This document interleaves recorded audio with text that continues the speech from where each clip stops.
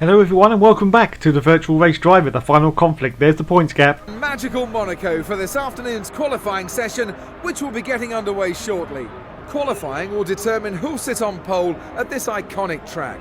These next few minutes could determine tomorrow's race result as well before it even starts. The driver on pole will be best placed to win the race, considering how difficult it is to overtake here. Exactly. To be in with a decent chance of winning here, you need to be on the front row. Even a few places further back on the grid, and you've got to rely on a bit of good luck to come your way, as overtaking opportunities are very limited.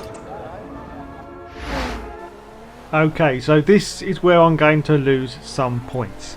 Anybody who plays this game on a PS4 will know that it has a dead zone issue.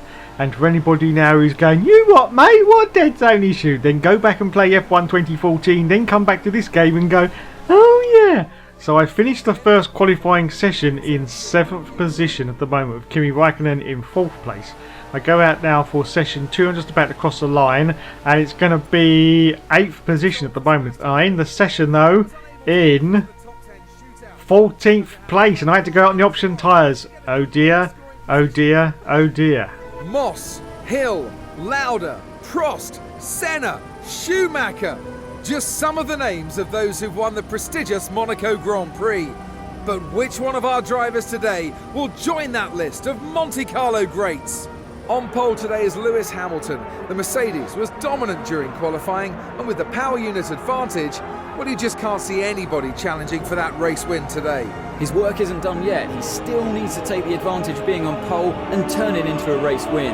As long as he has no mechanical issues and can stay out of trouble in that first corner, he could make this the perfect weekend. Just what do you think will be going through Fernando Alonso's head as he watches now how well Ferrari are doing this year? Fernando left Ferrari as he didn't believe they'd be able to offer him the opportunity to win that third world title. If he knew this form was around the corner, I dare say he would have stayed put.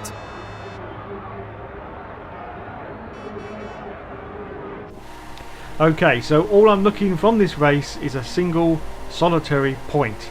As the 5 lights go out and it's away we go, still in 14th position, coming down to the first corner. Got Pastor Maldonado off to my right hand side. We switch now to the replay cam. Yeah, I'm there somewhere. There I am, look, right at the bloody back, just in front of the Saubers. And as you can see, as we go up the hill now, I'm chasing after Max Verstappen in the Toro Rosso. There he is, yes. So I'm going to try and make a move now on Max. Oh, almost a bit of contact with Max Verstappen there as we come down now into the glorious, yes, the quite frankly glorious casino section of the glorious Monaco. I've said glorious twice now, but I'm going to say it 3 times. The glorious Monaco circuit. So as you can see, I go to the inside of Max, but no, he covers off the line. I've got to cut in very, very tight so I don't go into the bloody wall on that very, very tight hairpin. But no, I've managed to maintain my position in 14th place with Max Verstappen still in 13th. As we come through the tunnel now, I'm going to try for another move on Max. It's going to be a dive bomb from Dave, because that's what they call me, Dive Bomb Dave. I'm going down the inside. Oh no, very, very tight indeed. At the moment though, I'm going to try for another dive. Well, you know I'm going to try for another dive, but no, I managed to back off out of that one because I was thinking I was going to end up in the wall. Okay, so we finished the first lap now, and I'm still in 14th position at the moment. Okay, so why aren't I very good at Monaco? Well, it happens to be a lot to do with the dead zone issue, as I'm trying to go on Max Verstappen now, trying for another move, but no, he covers off that line quite superbly as it happens, and I'm still in 14th place.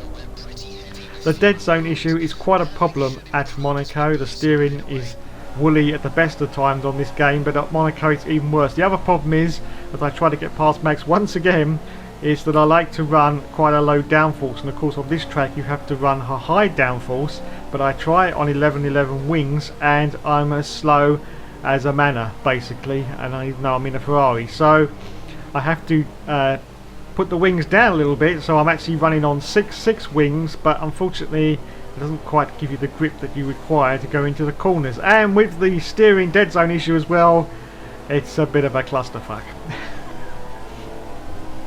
Anyway, I now managed to slip down the inside of Max Verstappen, finally, and I'm up now into 13th position. Yes, wow.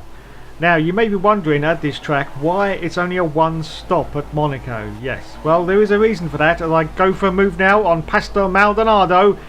Do I manage to pull it off? Do I manage to pull it off? I think I have. Oh, yellow flag, yellow flag. I think I may have hit Pasta. but that's nothing unusual. Anyway, so why did they only put a one stop in this race? Well, with past Formula 1 games in my vast experience of all of them, I can tell you that usually that comes into effect when the actual engine isn't very stable, because of course if they only put one stop in, then it minimises the chances of things going wrong at the pit stops, because of course this is a very tight and twisty circuit, so actually trying to get the pit lane entrance and exit right for pit stops is very difficult. So that's my theory anyway, and it has been quite true in previous games that if your game is broken at Monaco, it's usually broken everywhere else. So lap 18 we're on now, as I've been waffling away. I'm currently now in 9th position as I just go past, I think it was Daniel Ricciardo. I'll now be to 7th place on lap 19. Yes, 7th position. Now 6th place. Wow. But of course don't forget I haven't come in for my pit stop as of yet. So now lap 20. Now it's time for my pit stop. So we flick off to the cinema camera. Oh my god. Oh my god, there's a car stuck in the pits. I think it may be a Red Bull. Anyway, we will look at that in detail at the end of the race. Yes, indeed. So now I rejoin the field, and I think I'm going to be out of the points once more. I'm only after a single point in this race, and yes I am. I'm down to 11th position on lap 21 out of 39. So let's accelerate forward now to lap 27. I've just got past Jenson Button, I do believe. No, I haven't. Oh god, there's contact. I've hit the wall. But there's no damage. There's no damage to the car. Wow. And now I'm going to go for... Oh god, I've hit Button. I've hit Jenson Button now, but I go for the inside, and yes, I managed to get past him. I'm now up into 10th position. That's it. Oh my god, Button's still there. I don't believe it. Jenson, please, for God's sake. Oh, this is going to get very dicey, but no, I managed to get past Button, and that's it. Objective achieved. I've got my one place that I wanted. My 1 point if Jenson doesn't stop bloody trying to creep up my inside, that is. Okay, so I've got my 1 point. That's all we need for this race. So we've accelerated forward down to lap 31, and Roman Grosjean is in the Lotus. Oh my god, we've locked wheels, but I'm going around the outside. I think this is a bit dodgy, Dave. This is a bit dodgy, but oh god, no, I've hit the wall. Is there any damage to my car? No, there's no damage to the car. We're okay, but we've got up into 9th position on lap 31 out of 39. Wow, another fantastic performance from Dave once more. And now as we skip ahead to lap 32, we've got Sergio Perez, and I've just gone straight into the back of the Jack Jones. Oh my god. Perez has collided with the wall, but still I've got no damage to the car. Oh my god, Perez goes off. And I get past him, and I'm sneaked now. Yes, I have to say sneaked into 8th position. Wow, fantastic. As we accelerate forward down to lap 39, well that's it, and oh my god, Nico Rosberg has won the bloody race. I don't believe it. Where the hell is Lewis Hamilton when you need him? He could have dropped a few points away from Nico there, couldn't he? But no, he has to come in 2nd place, doesn't he? Yes, well done Lewis, well done. So I crossed the line in 8th place. Wow. Not very impressive after all. Okay then. So for the first time this season, Sebastian Vettel gets out of his car and he's not very impressed. No. I'm sorry Sebastian, but I promise I will do better in the next race. So we got 4 points for that race.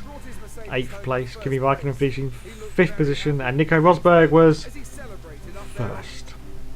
So let's have a look now at that pit stop from the Red Bull. I've speeded it up because it's rather boring, but here they go, and they're actually waiting here for 11 minutes before actually the car went back out again. But of course they haven't changed his tyres, so on the next lap he's going to come back in again, isn't he? Yes! Oi, mechanic, get your ass out of the way, we want to do a pit stop here. And another 11 minutes went by. They still didn't change the tyres. And guess what? Yes, out he goes again. So he'll have to come in again, surely. And yes, he does. And another 11 minutes goes by. Well done, Codemasters. Well done. So as a result of that, Daniel Kvyat stopped 5 times and ended up 16 laps behind everybody else. Despite this being the 8th patch that this game has received and was promised to be fixed. Well done, Codemasters. Any chance of a reviewed copy of F1 2016? Okay then, so as you can see, the points gap is now 27 points to Nico Rosberg. But don't worry, the fight back will continue. Thanks for watching everyone. There will of course be more later.